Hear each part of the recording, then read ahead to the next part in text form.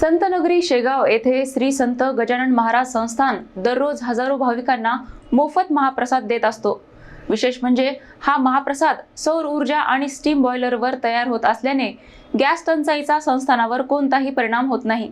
संतनगरी शेगाव येथील श्री संत गजानन महाराज संस्थान हे व्यवस्थापन, शिस्त आणि नियोजनासाठी देशभरात ओळखले जाते।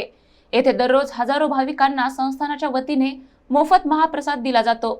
सध्या जागतिक पातळीवर सुरू असलेल्या युद्धजन्य परिस्थितीमुळे पेट्रोलियम पदार्थाचा तुटवडा निर्माण होत असून अनेक ठिकाणी गॅस सिलेंडरचे नियोजन करावे लागत आहे। अनेक देवस्थानांना आणि हॉटेल व्यवसायांनाही याचा फटका बसत आहे। मात्र शेगाव येथील श्री गजानन महाराज संस्थानामध्ये महाप्रसाद तयार करण्यासाठी सौर ऊर्जा आणि स्टीम बॉयलरचा वापर केला जातो।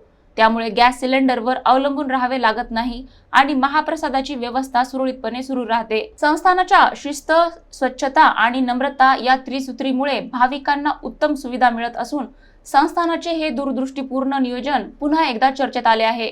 या व्यवस्थेचा आढावा आमचे प्रतिनिधी महेंद्र मिश्रा यांनी घेतले आहे। आपण आज नेहमी पाहून राहिलो, प्रत्येक जागेवर शहरोशहरामध्ये पाहून राहिलो की गॅस सिलेंडरचा तुटवडा अशी एक भावना लोकांमध्ये निर्माण होत आहे। पण येथे तसं काहीही नाही आहे। गजानन महाराज संस्थान हे नेहमी आपली स्वच्छता आणि पूर्व नियोजनाकरता एक प्रसिद्ध म्हणून ओळखले जात असते। आता आपण बचत करायची आहे गॅसची, तर बॉयलरवर करायला पाहिजे। कारण विरारला सदानंद महाराजांच्या मठामध्ये परशुराम कुंडावर बॉयलरवर जेवण करत असते आणि बॉयलरवर जेवण हे चांगलं सुकर लागते आणि शिजलेलं असते।